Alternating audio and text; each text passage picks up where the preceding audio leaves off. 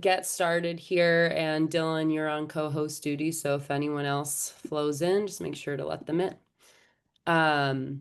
Welcome back to the next EMC Monday Mastermind call hosted by Every Move Collective. Really glad you're here. Super excited about this topic. We've never done a topic like this before. We're going to be talking about flipping and long-term real estate investments with Jared Davis. So before I introduce him, just a little reminder of who we are. So myself, my mom Eva, my brother Dylan run a top producing team out of Westchester County, New York, Connecticut, and Los Angeles. We also run the amazing organization of Every Move Collective at eXp Realty, which brings you these bi-monthly masterminds.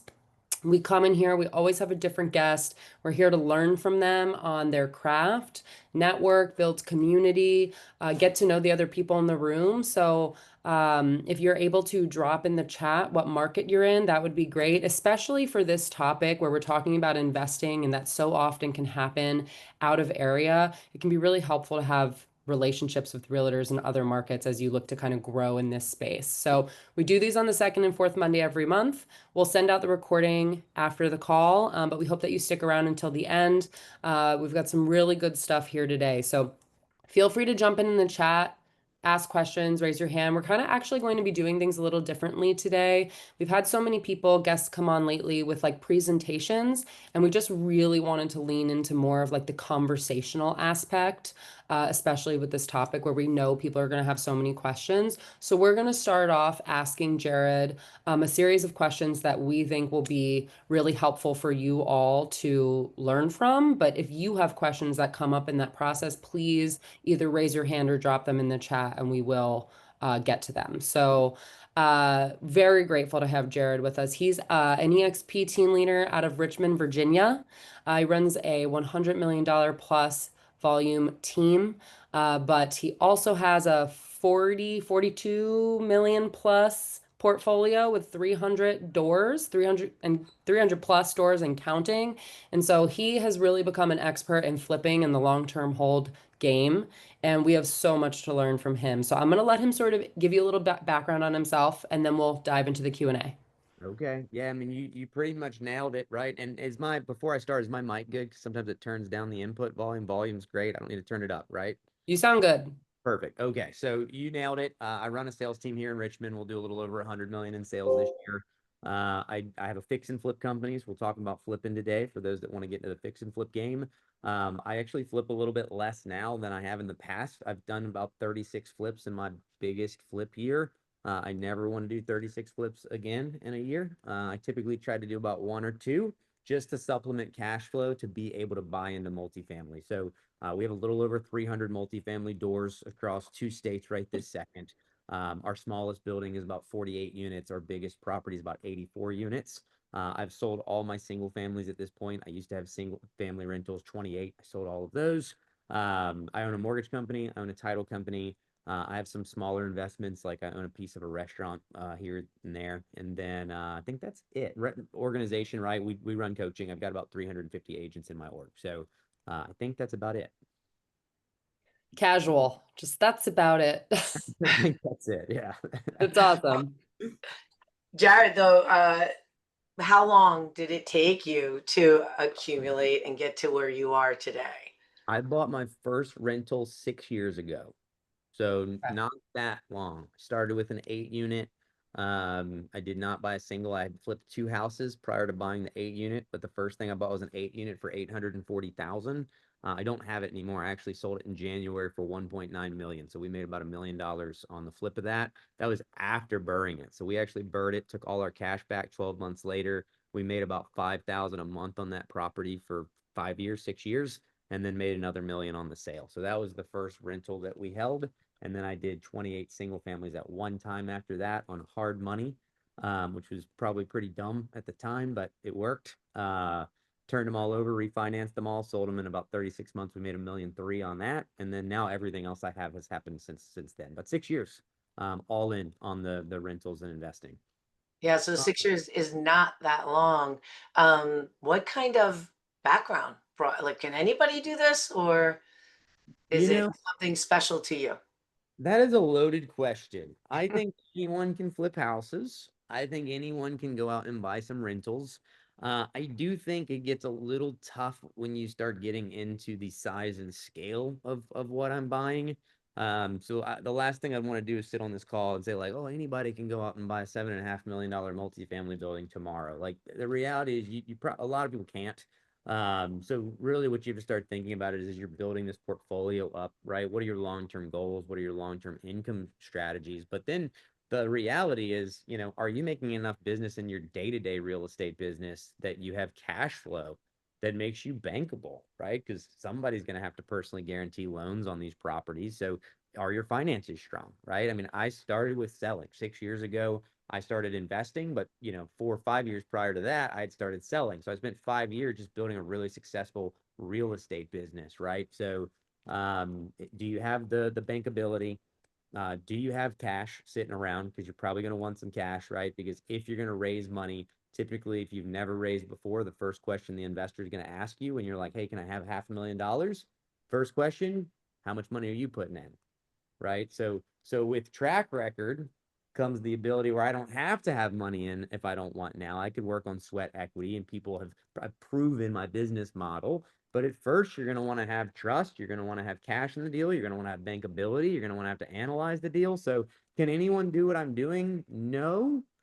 But can they do it on a smaller scale and build to where I'm at? 100%. Who could ask for more than that, right? That's great. It's an honest answer, right? I tell Yeah, no, people I love that answer. much easier And to build revenue share, right? Like I tell people, I have 2.2 million in cash invested in my own cash right this second, and I make the same amount of money per month on revenue share that I have $0 invested in. So it's like if I'm talking to like agents on a call and they're like, "What should I do?" It's kind of like, "Hey man, this is like no risk and really easy, and you just have to like ask somebody if their business sucks and you can help fix it." Over here, now we're like, "Hey, do you have 2.2 million? Do you have bankability? Do you have cash flow? Do you know how to analyze?" Right? So I hope that sinks in with people and they realize, hey, this is all very doable and I'll help you. But it's a slow burn. Yeah. And you mentioned cash, which is one of the biggest questions on people's mind when they think about flipping and investing in real estate. So, what is the reality of how much money do you need to start, and where can people actually find cash to start? Who should they be asking to invest with them? Perfect. So we'll pull back to 101 now that we talked a little 201. So this is good. And for everybody that's on the call, please know if you're like brand new, we're going to hit a lot of this brand new stuff. But if you're like, man, I already know all this, like I want to ask complicated questions, please do at the end of this call, because I find I come on so many trainings and my brain just turns to mush because I've done it all, and I'm like, man, I want to know like this, right? So we're going to 101 this thing, but the more complicated you want to get, we'll do it. So if you're one of those people that's like, I'm already doing this at some kind of scale, please give me your hard questions. So to go back to the 101 on cash, reality, I think when most investors call me and say, I want to start flipping houses, what do I need? I tell them 50,000 in cash. I think that's just a buffer space, right? Like if you're going to go pull hard money on something, private money, we'll talk about the where in a second, but the reality is if you're going to go pull money from a hard money lender on high interest, I think you should have a safety net to save you, right? So many investors try to preach this whole you can flip a house with no money out of pocket, and it's very true. My hard money lenders will give me 100% of the house, 100% of the reno. They will finance my points to them. So if they're going to charge 2 points, I'm financing the points too. I can 100% flip a house with zero money in, right? But I've also done this hundreds of times. So if you're brand new, most likely even the best hard money lender is going to want you to have at least 10% in the deal, right? So I think on a normal price deal, when you're thinking about renovation and overall cost, right? I mean, what's the average flip? Probably 300,000 in most markets, right? Some markets are cheaper. You could go to LA and it would be much more, but I think 50,000 is a decent buffer to be able to give something to the lender, to be able to have a little bit of money saved up in case you run out of budget. I think 50,000 is great. Your Awesome. next question, where do you get the money? Couple things. Hard money, typically rates, they've gotten cheaper now that rates have started to come down. I'm seeing people do hard money loans for as little as 9%, but on average, it's probably more like 10 to 12%. And then it's just a matter of, are they charging any upfront points? So my guy that I refer out to everybody, he's about 11% interest and he charges 1 to 2 points on the front end. So if it's 300 grand you're pulling, you're going to pay 3 to 6 grand in points. and then you're going to be on an 11% interest only payment thereafter, right? So they're not going to charge you principal. You're just going to pay interest.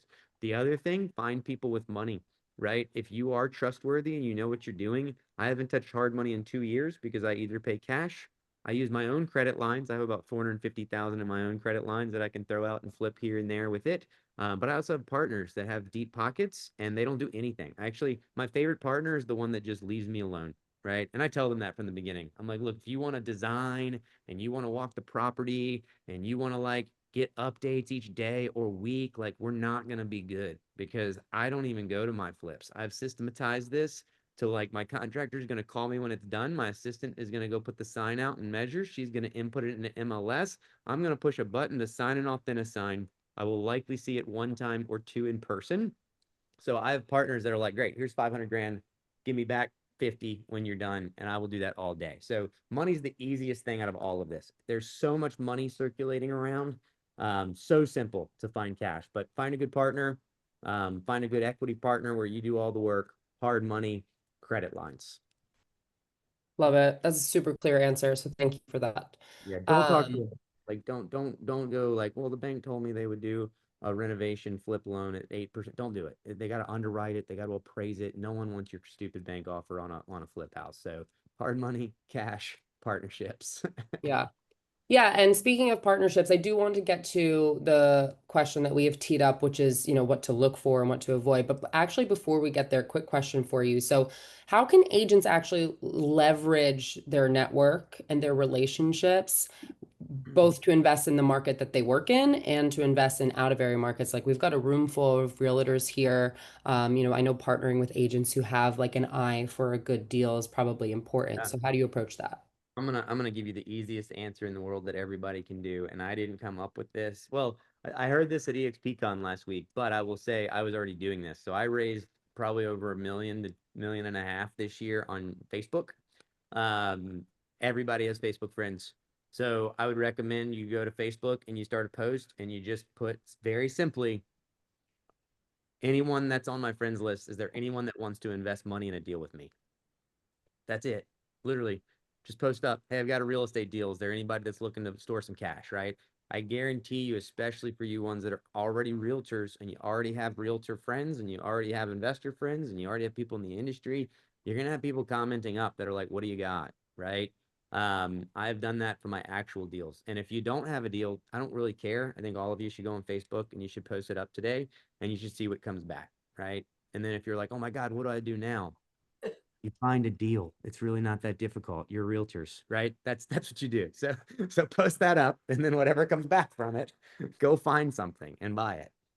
Yeah. Jared, how do you structure that with your friends or partners? Is there a legal document and how long is the loan? And can you just give an example? Yeah, that's a deep question. It's a good question. I'm gonna try to make it as short as possible, but at this point, you get one of two options. If we're buying multifamily, because we're not talking about flips, right? You're talking about holds, correct? Whatever you're talking about, If whatever it's you a want. let's break it like this. If it's a flip, I structure it as either two LLCs where I own 50% and their LLC owns 50%. And then they just give me all the money. They trust me. So they literally give me all the money. They wire it to close. They wire me the renovations. I handle all finances. I keep a spreadsheet. When we close out, their money goes back. Whatever's left, we split 50-50 to the LLCs. That's on the flip side. Over on the rental side, you have one of two options. One, either you guys are just straight equity partners, right? Right. Carly, maybe you say like, hey, this person's going to give me the money. We're going to be 50-50 partners. At that point, you can start an LLC and you guys can be under the LLC as 50-50 partners if you guys are going to split profits 50-50.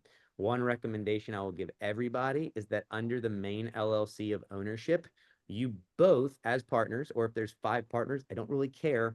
Everybody that's a partner should have their partnership ownership in their own LLC. The reason we do that is when you sell on your 5 or 6 or 7 or whatever it is, if you are not in your own LLC, you cannot 1031 without your partners. So if you want to keep buying and your partner says, I want the cash to go buy a Ferrari or something stupid, right? I'm saying that as a guy that actually has cars, but if that's what he wants to do with his investment money, right?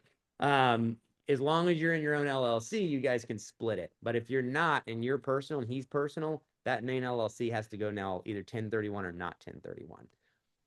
Now I'm going to add one more layer. So that was a complicated question. If you are not 50-50 partners or 70-30 or whatever it is, and you start structuring it like I have, where I'm actually the managing partner, we call that a general partner, and everybody else is limited partners. Now you start having what's called tick agreements, and you start having to break things up a little bit more. Lawyers do it, so don't worry about it. You don't got to figure it all out. But ultimately, at that point, what we have is an operating agreement. And that operating agreement says, hey, I don't care what my ownership is. I don't care how much cash I have in it. If I'm the general partner, I control everything. I sign off on everything. I control everything. I manage everything. And for that, I'm going to take a 1% acquisition fee at purchase. I'm going to take a 1% disposition fee at sale. I'm going to take a 1% refinance fee if we refinance and we do not sell. And I'm going to take 1 to 2% of all the gross rent every single month. Now you start figuring out, what am I doing with the actual profits? That's when you can start building in general partner fees and bonuses. So I run a 25% waterfall after I pay my investors 8%. So I structure a deal where if we bring in $1 million, I'm just going to try to use easy numbers, right? If 800,000 of that is 8%, then that 200,000 that's left, I take 25% off the top as the general partner. And then the 150,000 that's left in there trickles down to the LPs again. So again, that's why I say it starts to get really complicated, and I'm happy to help you guys learn and structure that stuff. But once you start doing that, you start realizing, hey, raising funds and running partnerships like this is a way to make so much more money. Because if I went and bought a building by myself, I would likely make about 8 to 12% annually. If I buy a building and I run a fee structure with a waterfall, they're probably going to make 9 to 10% annually, and then probably 18% on like the overall return. I'm going to make like 35 to 40% on my money doing that. Or I can run a fee waterfall structure and put no money in, and then I'm making an infinite return. So again, we're getting a little more complicated, and I will go as complicated as you guys want, but I also don't want to lose the people that are like, holy crap, can we go back to flipping a house, right? I love it. Okay, so yeah, I mean, there's obviously a lot of the meat on the bone with that question because there's so many different ways to do it. But yeah, let's rewind just a little bit to the 101 of, okay, so someone on here has maybe done a flip or two or really never done that at all. So what do they actually look for when they're looking for a flip that makes any sense at all? Yeah, great question. So back to the simplistics, right? If you can just remember the 70% rule on your algorithms, right? That is like the easiest way. I have agents try to send me deals on a daily basis, and I run the algorithm. It's not even close. And I keep telling these guys, like, please just run this algorithm. So all you're going to do as a realtor is if you find a deal you think's a good flip, you're going to run the ARV, right? You're going to comp it for after repair value. And if that after repair value is, let's call it $400,000, you'd take 70% of that. So you're just going to do 400,000 times 0.7. That would be 280,000. And then you're going to subtract whatever you think the renovation costs are. So if you think it's going to cost 50 grand to renovate, you would take that off of the 280. You're left with 230. That is your offer price. You can offer that all day. If you meet the 70% rule, you will make money every time. And the more expensive your flips are, the more it scales. You can do flips under that 70% ARV flip rule, and they sometimes can work because we as realtors, maybe we're not using hard money, so we don't have those fees possibly. Maybe we're selling the house ourselves, so we're not paying commissions on the sell end. Maybe we're buying the house and there's no commissions on the buy end. So I'm not saying you can't work it a little tighter because we have a little advantage that other investors don't. But if you can start with that 70% rule, it will be a win every time. And Jared, just to piggyback on that answer, are there very specific things that you should avoid if you're a newbie doing this? Yeah, so I don't touch anything that needs heavy permitting. And just keep in mind, if you're brand new at this, There's some things that you're going to get killed for if you don't permit and they catch you, right? Like if you're doing a bump out, if you're doing addition, if you're finishing a basement, if you're, finishing a room in a house, if you're adding a bathroom, like don't do that stuff, guys. Please, please, please, please. Y'all are realtors. You know how this works. You look in MLS, the square footages don't match. You see a bathroom in there that's not in the tax rate, right? It's a train wreck. And you see what happens with lawsuits, with agents pulling out on contracts if you don't want to do that. So I avoid any of that stuff. Keep in mind though, and I'll throw this little caveat in, if you even were to put a recessed light in a house, you're supposed to pull an electrical permit. So this is where I say like there's gray areas where they tell you to pull a mechanical permit if you swap an HVAC. But how many times have you swapped an HVAC in maybe your personal house, right? Where it broke and you call an HVAC guy and they come and drop a new unit in. Did they pull a permit? Heck no, they didn't pull a permit, right? So there is some stuff, but if you're going to start plowing down walls and changing structures and doing bump outs, I would avoid that. I would also avoid a house that needs a full electrical overrun or a full plumbing overrun. So if you go in there and it's knob and tube and aluminum and you're going to have to re-pull wire and you're going to have to rerun all of your plumbing, I would avoid that stuff too. So those are like my big concerns where I say avoid that stuff at all costs. Thank you. That really helps. It actually leads me to a question that I wanted to ask, because I'm assuming that you own properties all over the place. And that would mean that you would have to have contractor partnerships all over the place. How do you, take that on? So I flip in my backyard because it lets me walk in and see it. If I have to walk in and see it, it lets me keep the same crews all the time. I've had the same flip crews. One of my guys have been working for me for probably like 6, 7 years now, like since I started this thing. First flip, he's still on. He's called me from like Lowe's twice in the last hour or two, like just trying to buy. He's got my assistant's number so that she can do the phone sales while I'm sitting on here. So I flip in an area where I can run the same crews all the time, and that's why I don't flip but so much at a time, because I don't want extra crews. I don't want the headache that comes from having to vet new people and them not doing the right work and them messing stuff up. The stuff that I own out of state is rentals, and I let the management companies handle all of that. So we get with a property manager that obviously has all of their on-staff contractors, their on-staff repair people, and then I don't have to deal with any of that on rentals. So I'm dealing with contractors on flips. I never deal with anything contractor-wise when it comes to management for rentals. And that's to the tune of like I just spent 120,000 in repairs on a building I bought in June. I lined up not one quote for that, right? I gave the manager the list from Freddie Mac the second I closed. I said, all of this has to be done by September. Let me know when it's done. That was it, right? And now it's just like a weekly email touch in to say, hey, is it done? Is it not done? Right? I'm not in the day to day. Awesome. Mhm. Okay, so you shared a little bit about how you're assessing flippability with the after repair value and that formula that you're using. Is there more to that algorithm that we should discuss, or is that kind of the main number assessment that you turn to? Honestly, I can walk through a house, or someone like at this point, people send me like a WhatsApp video of a house, and I can run an entire budget in my head on what it's going to cost down to probably like 10% on the dollar, without overly complicating it. The 70% rule just wins every time. Okay. You could totally build a spreadsheet and say this is what realtor fees are going to be, and closing costs, and title insurance, and hard money, and you should do that just for your own skill level in general. But I'm just saying, if you can make the 70% rule work, you're golden. Yeah. Yeah, and obviously so much of your ability to walk through a house or even see it virtually and come up with a budget that's that close to reality comes just with trial and error over time. That's it. You buy 12 roofs in a year, you know how much a roof costs. You know what I mean? You buy, at one point I had 30 HVACs in a storage unit, like you just kind of know like this is what it costs. Mhm. So yeah, but again, that comes with time. So rather than not like suck everybody's time up on doing budgets and stuff, because I could do a whole call on budgets, by the way. If you ever wanted to do that, and I'll break down what windows cost and what this costs and that costs. But yeah, 70% rule, it's going to work every time.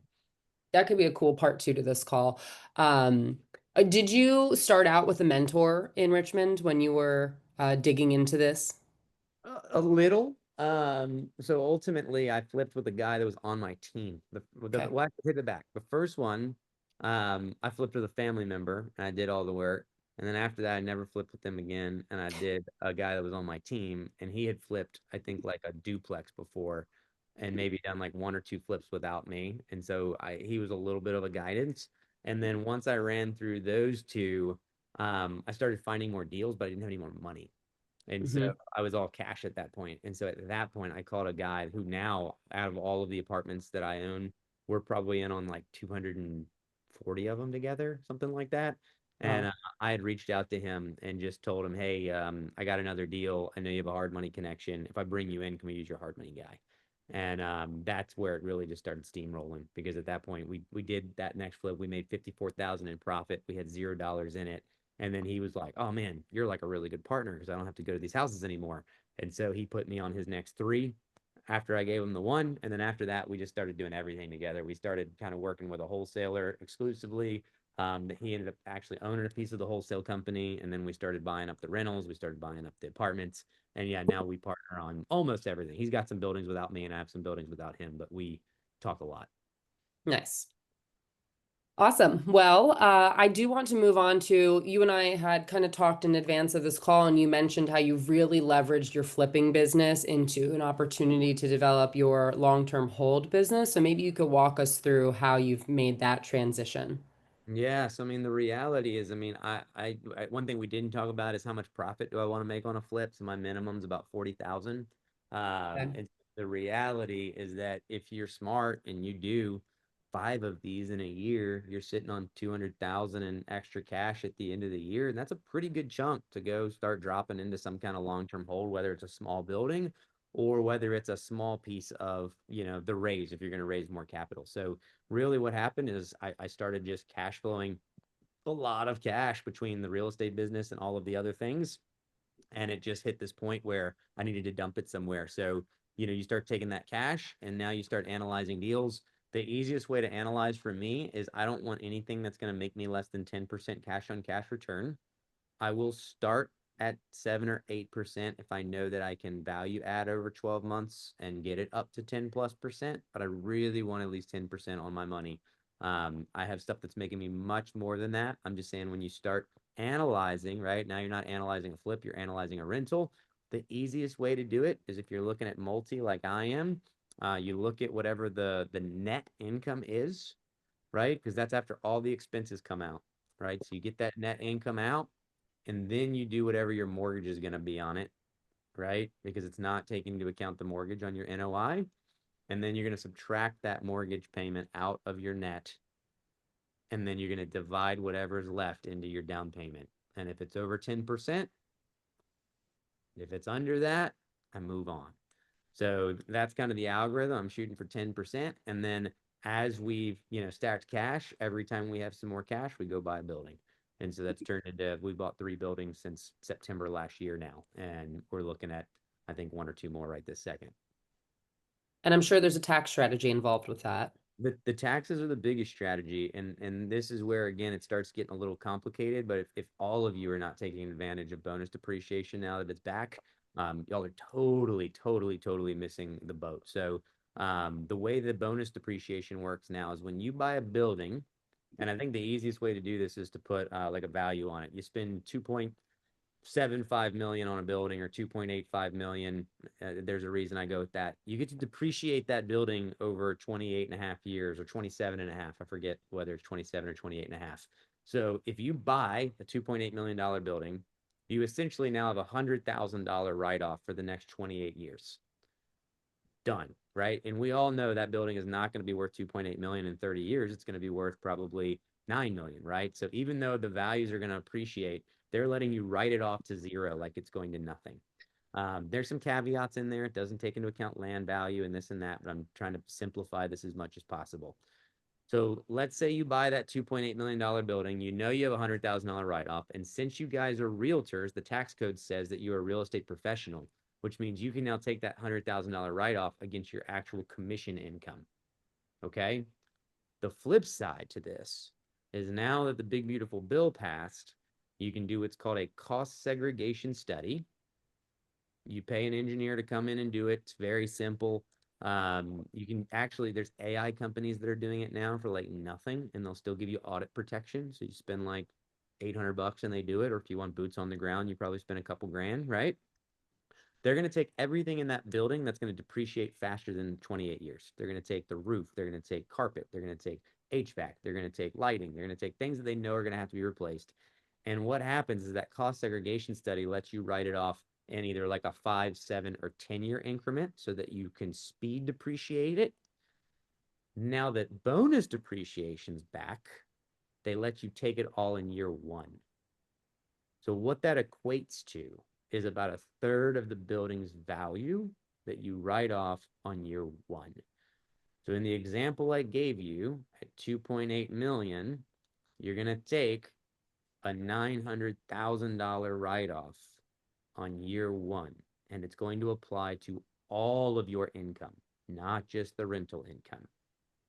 So if you make $1 million or more on this call, you should be buying a $3 million building every year, and it will get you out of taxes fully.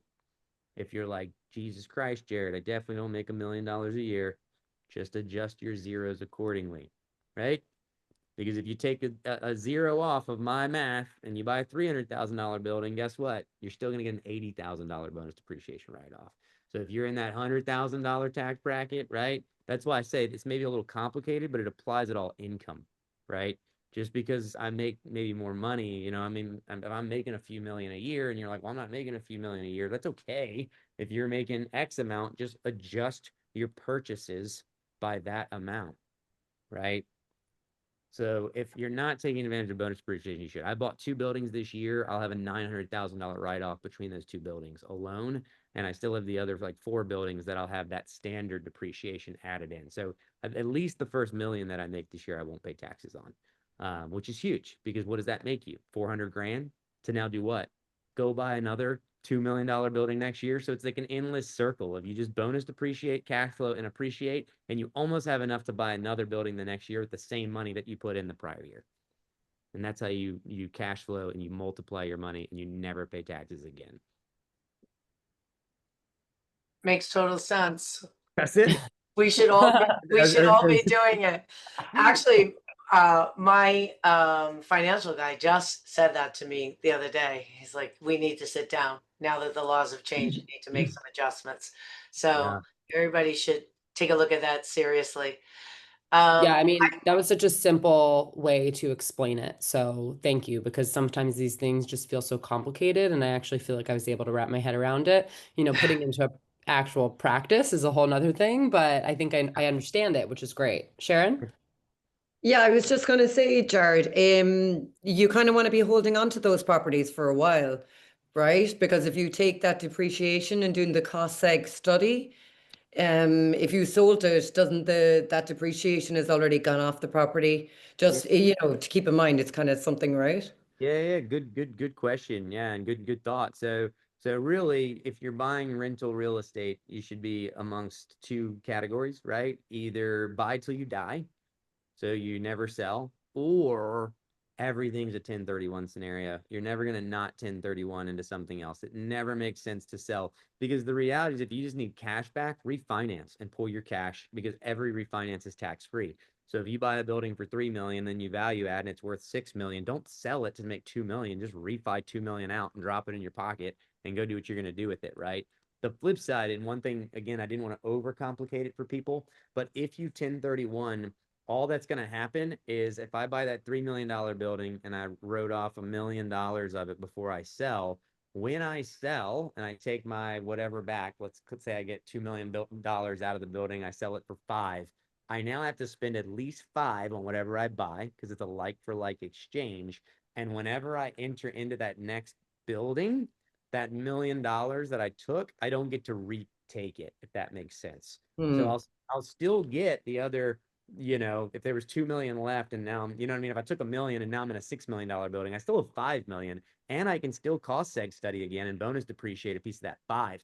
I just don't get to take the $1 million. But Sharon is right. If you ever just sell it and take your cash, they have what's called a recapture, and they're going to recapture that depreciation on your taxes. And you do not want that. You want to keep buying up until you die, and then you give it to your kids, and then inheritance laws let all the depreciation reset, and they're not going to have to pay any taxes if they sell the building, essentially. And it's a win-win, win-win, win-win. Thank you. Jared, we had a question in the chat here from Miles Claiborne. It says, what is your average price point on these flips?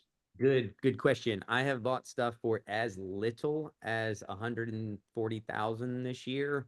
And I've gone up to as expensive as I want to say 4 to 450. And that's again not counting any kind of renovation cost, but typically sub 500 is what we're spending on the entry price on our flips. Average is probably about 250 to 3. And how does the landscape of all of this change as you move into markets where just average price points sit much higher than that to begin with? Yeah, I mean, to be honest, I would imagine you would just be, if anything, you're taking on such a bigger risk when you get into like an $800,000, $900,000 flip. I either think you really need to be cash strong and have partners where you're not eating hard money fees because, 11, 12% on hard money gets real expensive if you're loaning out $1 million on a flip. And then secondarily, you better have some really good profit numbers in there, right? Because if I'm going to flip $1 million house, I'm going to want to make $250,000 on the back end, right? I'm not shooting for 40,000, because I could lose, I could realize that it needs crawl space work and it cost me 40,000 on a house that size. You know what I mean? So I think everything just scales. If you're willing to take that kind of risk and flip $1 million house, I think you just have to make sure you're negotiating prices where it gives you a lot of buffer and you're making a lot of money. I mean, that's my thought. And I can flip in any price point. I just think that there's a sweet spot. You know what I mean? I actually like the markets where you get your above average homes because the broker flippers can't go after them, right? But I also am very, very cautious about hitting like a higher end, more expensive market just because again, stuff sits longer on the market, stuff, it's more expensive to flip. The bigger it is, the more money it costs, the more issues you could have, so on and so forth. Is there a percentage, Jared, that you, as a rule of thumb?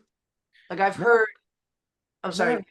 Not really. No, I mean, to me, I factor in 40,000 in profit on everything, and I will buy as long as I'm going to make 40 grand. And if it starts getting up to where I'm going to be 500,000 in on something, then I'm probably just raising that threshold a little. And it's not going to be huge, but it's like, oh man, I need to make at least 60 or 70 if I'm going to be $500,000 in on this thing versus 200 or 300,000. But it's not an algorithm. You just have to figure out what do you want to make. What are you okay? I'm just not okay with flipping unless I'm going to make at least 40,000. Thank you. What is your time frame on those flips? Do you want them done in 6 weeks, 3 months? Yeah, 6 weeks is a pretty good time frame. Yeah, I've done them in as little as 2. I've also had stuff with permits take as long as 10 months, but I mean, on average, you're typically within 45 to 50 days, you want to be in, out, and on the market showing. So And that's the day you buy it to the day you close.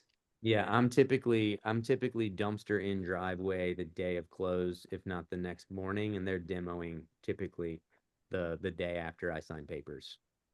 and you're talking like full rehabs or like cosmetic rehabs? It would typically be like as much as windows, siding, roofing, HVAC, all new floors, all new kitchen, all new baths, all new paint, all new lights. Okay. And I can still do that in 3 to 5 weeks. Okay. But like a full demo. Full demo. Yeah, you're ripping the kitchen out, you're ripping all the tile out. Oh, wow. Okay. Cabinets out, ripping vanities out. Sometimes you're remudding and skimming walls if you have to do that. Sometimes we're taking a wall out here or there. Mm-hmm. So yeah, 100%. That is all in. I'm not touching bump outs. I'm not adding non-permitted bathrooms, and I'm not doing anything like foundationally or you know what I mean. Yep. Other than that, I can tear an entire house out and put it back together in 4 weeks. And then you're putting it back on the market for sale. Correct. Yep. Okay. And so for the agents on this call who might find themselves in those higher price point markets, making it more challenging for them to choose flips in their backyard. Like you said, you like to have like boots on the ground and be able to like walk through your properties. That's great. But like Miles, I think like you're in Boulder. I'm sure the Boulder price points are pretty high. So if you're starting to really like look at places like not in your backyard, you're having to like go to other markets. What tips do you have for someone that needs to do that? I mean, I definitely think you'd probably want to have some kind of boot on the ground. I think the best kind of partnership agreement you could have if you're trying to go out of area is to find the contractor that you know is going to do it well. So you already know that they're doing flips and you've seen their work and you've got something's vouched for them. Because again, if you don't get to see it and no one's there to vouch, you could really risk some stuff. But if you know you can find something trustworthy out of area, I would say you partner with the contractor and you run a thing where they're not charging you for the labor and you're not charging them for anything either. You're putting out the cash, they're doing all the work, and then you split the profit. Mm. Right? Because that's the easiest way, because you know that your partner is the one doing the work, so it behooves him to actually do it right. It also saves you money on contracting labor because his skin in the game is that he's doing the labor for you, right? And then you're the one that's putting up capital or finding deals. That would be the strategy I would use if I was flipping in an area I didn't live in. And if you're flipping in an area that is high, like, Miles was shaking his head, yes. Is that where partnerships come in, where you're the person who knows what you're doing, it's in your area, but the price point's too high for Yeah. just one person? Is that? Yeah, cash. I think you either 50-50 partners in cash or you're the work partner and someone else is the cash partner. I mean, again, money's the easiest to find. So if you find a flip and it's 800 to buy and you know you have to put 200 in it, but you can sell it for $1.5 million when it's done, right? That's fine. Just find somebody with $1 million. You show them the numbers, you show them that it's going to make them $250,000 on their money and you're going to make $250,000 and you go out and you do it, right? But to not have cash in the game, like I never have hard money anymore, pretty much. And it's great because it doesn't matter if it takes me 4 weeks, 6 weeks, 10 weeks, 12 weeks. It doesn't matter if it sits on the market for sale for 2 weeks or 2 months, right? Hard money, that's one of the quickest ways that people start losing their budgets because they factor in a 6-month turnaround and then they end up holding it for 10 months and they're like, dang, the hard money guy is making all this money and I'm about to lose money, right? So just keep in mind, hard money can bite you if your timelines aren't good. So if you can find a cash person to come in with you as a partner, you may make a little bit less, but there's way less risk involved.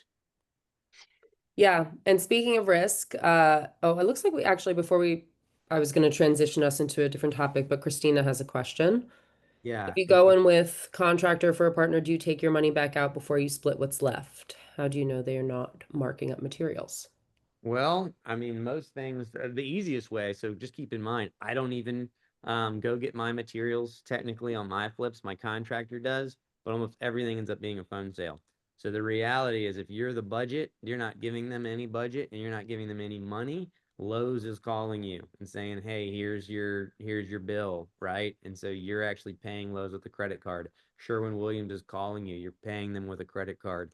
So any kind of materials, my contractors don't get to buy it. I don't reimburse them. I pay everything over the phone. Like I said, my contractor called my assistant twice while I was on this call to take phone sales. So if you do that, then you know you're good. And then you also keep your own spreadsheet. So you're getting email receipt. And so I have an entire spreadsheet for every flip that says, hey, this is what I've paid the contractor. This is what I've paid, this company. This is what I've paid that company. And if you do that, then you're good because again, the contractor's doing it pro bono. So you're never giving him money. He's also incentivized to finish as fast as possible because he doesn't want to not be working. He doesn't want to put in a bunch of work and not get paid. So you pay for all the material, he does the labor. And then once you close whatever you have in it on the closing disclosure, they will pay you back whatever your total is direct. So I have that as a line item, as like almost like a lien payback, even though it's not a lien. And then once that profit comes out, whatever's left, technically I still can pay that to myself if I want to. So you can structure it however, since you're the one that's probably running this thing and LLC in it and writing up the paperwork. A lot of times I'll deposit everything and then I cut a check to my partner after the fact. If my partner wants it off the CD, we can do it that way too. But again, it would be a cut for their profit. One more layer, you're typically closing utility accounts. You're typically closing little things that cost you a little bit of money. So I normally don't want to give them their profit at close because I'm still closing out the books. So typically I want to close the books out and then I'm going to cut them a check the following week. So I put all the money in, I take all the money out, and then I pay my profit to my partner. Got it. Okay, thanks. You're welcome. Colby, So- before you shift here, I just want to ask Yep. one other question for clarity. Jared, if you are not the contractor and there's another person involved, do is it, if both people involved in the deal will make 40,000 over and above the contract costs, Does that still make sense? You mean it's 40,000 and we're 20/20, or we're 40 each? 40 each. If there's Oh. a property that's identified and you have a partner and neither one of you are the contractor, neither one of you are going to do the construction. Oh, got it. I mean, I'll go 40 total, even with the partner. If I don't have any cash in it, I'll go 20/20. I don't care, because it's a volume game for me. So I'll do some by myself, and then once I run out of capital, I'll bring in a partner for anything else. So what happens a lot of times, I'll have one going on that I'm all cash in. I know, okay, I'm gonna make, like, my last one that I was all cash in, I made 82,000 in profit. That was my profit, and I had no partner. And then I brought in a partner on the next one because I didn't have the capital, and that one's going to make us 98,000, which we're going to split. But then I also still don't have the capital back, so then we just bought in on another one that's going to make us like 40, and we're going to split that 40. So you're going to, it's ebbs and flows, but like that 40 is going to be my bare minimum, and I'll still split 20/20. But if I can have one that's going to make me 70 or 80 by myself, or another that's 80, 90 that I'm splitting, it still is going to end up averaging. Like, I mean, I'll give you my average with what I flipped last year. I averaged $36,250 per flip last year in my pocket. So that was after paying my partners their stuff. I think half were partnerships and half were non-partnerships. But that average was a 36,250. This year, if I do the math, it's 48,000. And that's Average. just looked at regular income in terms of tax. It is, yeah. It's essentially almost just like it's almost like a capital gain, essentially, is how it gets hit. It's not necessarily like W-2 income, but it essentially just going to get hit just like you would on like a capital gain. And how often are you proactively searching for properties that are a good fit versus they're flowing your way through the relationships that you've built in your market? Almost everything flows my way at this point. It's I don't So even let know. us into what it was like before that was the case. Okay. I was about to say, I don't even know where I'm at right now. So I have like a really hard time being like, you know what I'm gonna do? I'm gonna go door knock. Like I can't anymore. But the easiest way for all of you guys is really just to find your local website of lawyers that are doing the auctions for foreclosures. You can buy this data too, by the way. I mean, you've got what is it, like land base or whatever it is, and there's a million different places you can do this at. If you just search like foreclosure leads, then you can just buy the list. But if you want to do your own digging, you can go to whatever law site is in your state area that posts all of the foreclosures that are coming to the courthouse.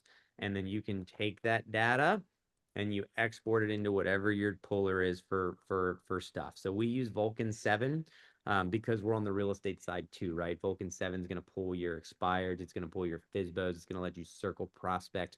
There are other websites out there that are strictly foreclosure based and strictly distress based. We do everything, so we just use that, and so we can actually import a list of all the addresses that are coming to the courthouse, and then it'll spit us out the list with the names and phone numbers of everybody and emails, and then we'll hit those. So actually now we have a guy that's doing that, and he imports all of those leads into our system every week.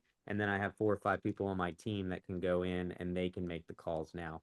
But if you want to do it, then you do the same thing and then you make the calls. And it's like, hey, Randy, I see your house over at 123 Banana Street is coming up for auction at the end of the month. I don't even know if you know. Do you live there? Are you aware that it's coming up for auction, right? And they're gonna say one of two things, right? Like, yeah, I know, or no, I didn't, or screw you. But the reality is, you're like, hey, I help people stay out of foreclosure so that they don't have to have a foreclosure on their name, right? And I want to make sure that we can help you transition as fast or as slow as you need. So if this goes to auction in 2 weeks, you're going to have to get out of your house, but I can let you stay longer if you need to. Can I come out and show you how we help people? I can give you a cash offer. I can close as quick or as slow as you need, and we'll work with you, right? And you're going for that 1 or 2 people out of 20 or 30 that's like, yeah, please come help me, right? And then you go negotiate the deal. And that's where most of our deals come from. And then I pay a $15,000 finder's fee for everybody that brings me a flip. So the average a flipper is super, super greedy and annoying and cheap. And they want crazy profit margins. Like they're like, I'll pay you $3,000 and I need to make 80, right? Like it's the worst. So if you're a realtor, you know what it's like to do this work for these investors.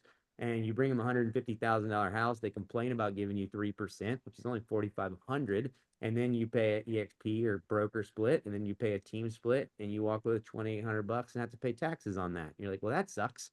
So I'm like, Mhm. screw that. I'll give you 15 grand net. I take no team split out of it. So if anybody on my team brings me the flip, I take nothing else. I net them 15 grand. I close in 10 days. They got their money. And if I give them a price and they negotiate it lower, I split that difference with them too. So if I say I can buy this at 150 and they bring it to me at 130, see that gives them the gumption to say, let's try to get it cheaper. I'm gonna split that 20 with them. So now they make 25. So I had one guy bring me two 1 month. He made 35,000 just bringing me two flips. So that guy, what's he gonna do next month, right? He's gonna go find more, you know. Yeah. Yeah. And maybe even give you that money to become a partner in one of your deals. That's it. That's the whole thing. If they can get to the point where they've stacked enough cash, then we can partner. We can go 70-30 in it. And then hopefully at some point, they're not having to do, I'm not doing all the work. And then we just become 50-50. And then at that point, if they want to kick me out at some point, they don't need me. It's fine. That's fine too. I'm coaching everybody up to be great, you know? Yeah. Yeah. So, quick show of hands. Who, after this call, is going to make a post on Facebook, like Jared suggested, asking who wants to invest in real estate with them? Show of hands. And for those who are just like, this all sounds great, really interesting. I want to get involved in this, but it also sounds really overwhelming. I know, Jared, you said that there's ways that you can just become a limited partner. And you're sitting on cash, it's not making you any money, it's not doing anything for you. And maybe a good way to get started in this is to be a capital partner, which I've done. I've never done a flip before, but I've said, this seems interesting to me, seems like a good return, take my money, because right now all it's doing is sitting in a high yield, you know? Yeah. Yeah, 100%. I mean, I honestly tell people all the time they'd be much better off not going and buying a rental property like a single and just giving me their money, right? Because they'll call and say, well, I got 100 grand. Should I go buy a 300,000, $400,000 rental or try to get a $500,000 duplex? And in all honesty, the market sucks for it, right? Rates suck. Um, if you get one door or two doors out of it and one vacates, you're at 50 or 100% vacancy, which starts really sucking on your vacancy losses. If one person trashes your one door, then your turnover sucks, right? You're still having to manage it. You're still having to figure, right? So to me, I tell everybody, I'm like, hey, if you just want to give me your money, right? I'm going to give you all the tax depreciation basis that you would get regardless. We're going to do the bonus depreciation. So you're going to get your percentage of all of that stuff. And then you don't have to do anything and you just get to collect. And typically we're shooting for, again, an 8% preferred return. Most of the buildings are going to make about 9 or 10%, 11, 12 when it's said and done. And then on sellout, we're going to 1031 that equity into something bigger unless they want to take it back out. But then on sellout, they're typically going to make about an 18 to 20% return overall. So it's better than they're going to get when they're doing their own thing. And then some of the buildings are like home runs, like the one that we just did. If somebody put in, what was it? If somebody put in 250,000, they're gonna make 52 grand next year. So what is that? 20.8% on year one in this building with me. Now I don't promise that to people. I tell them it's 8 to 10%, but the reality is like everybody that's in this building is gonna write a check on my next building, right? Because where are they making 20%? They're not. and we're gonna write the whole thing off. You know what I mean? So it's like you're gonna get 50,000. You're not gonna pay any taxes on it. You're gonna carry some of that over to this business too. You're gonna not pay taxes on that, right? It's a no brainer. So be careful. I'd say that. Like I don't invest with people unless I control the deal, or it's like very very few people that I would give my money to at this point because I think there's a lot of wannabes out there. I get calls from wannabes all the time. I had a guy the other day call me about a $32 million building. And I was like, well, what do you own now? And he's like, nothing. I was like, what have you bought in the past? And he was like, nothing. And I was like, why are you starting on a $32 million building? Like, you probably couldn't get a Honda Civic loan, right? Like, what are you doing, man? And the amount of investors, I'll analyze deals for people. I've had other agents outbid me on deals, and I find out they did. And I was like, you're paying what? Like, send me your numbers. And I've gotten on calls with them after they outbid me on properties I tried to buy. And I was like, well, you didn't take into account your insurance going up. You didn't take into account your taxes going up. Are you running a tick agreement so your taxes don't raise after year one? And I like pick it apart within like 20 minutes. And then I've watched them pull the deals. And these are people that are like, we're just raising the capital. And I'm like, you're about to lose like $2 million of other people's money. So just be careful on partnerships. They can be fantastic, but partner with people that you know have a track record of it, not all these wannabes out here that, you know, took a course online and think they can just, you know, go own the world. Colby, you're on mute. I Oh. think you're saying this has been fabulous. Thank you so much, Jared. Really, so much information here. Colby will send out a follow-up email to everybody that's been on the call. Cole, do you send out the recording on that as well? Yes, everyone will get the recording. And Jared, if people want to reach out to you, is there a preferred method of communication? I like Instagram, Jared Davis, RE. Pretty easy. My name followed by RE. Cool. I'll put my cell in the chat. I'm a little slower probably on that kind of stuff, but that's my cell if somebody wants to text me. But yeah, follow me on Instagram, Jared Davis RE. Happy to help guide you however I can. And if you're with EXP, tell them you want to hear about this kind of stuff on main stages because they're not doing enough of it. I keep telling people, like, why are we not talking about bonus depreciation? Like I've told Brent Gove, I've told friggin' Leo, I've told her, I'm like, can we just save people tax money? So hopefully this is one way. Amen, Jared. Thank you, Randy. So put in a good word because I think this is what we should be talking about all How about day. Maui, Jared? I'm sorry, not Maui, Cabo. And that's not up to me, right? That's up to them, right? We'll get to put some good words in for that. if they I will teach it. Yeah, and maybe we will touch base with you about doing a part 2, like you suggested, where we get really more into the running the budgets on this, because I'm sure there's some people who on this call that would really appreciate taking it to that next step. Anna and Miles are shaking their head yes. So we'll touch base with you on that. So yeah, everyone keep an eye out for your in your inbox. We'll be sending the recording on YouTube. This definitely deserves a couple replays, pausing, taking notes, etc. Let us know if you have any questions. Follow Jared on Instagram. And just so you know, our next call is on November 10th, the second Monday of next month. And we are bringing on Jonah Richards, young kid. He's making like $50,000 a month on YouTube monetization. He's going to teach us the playbook on how to seriously leverage YouTube at a high level. I saw him speak in person 6 months ago, immediately asked him to come on this call. He's going to be awesome. So if that is interesting to you, I dropped the link in the chat. Thank you, Jared. Thank you, Jared. Thank Really you. appreciate- Bye, everybody. Have a great week. Thank you, everybody, for dialing in. Appreciate you soon. all.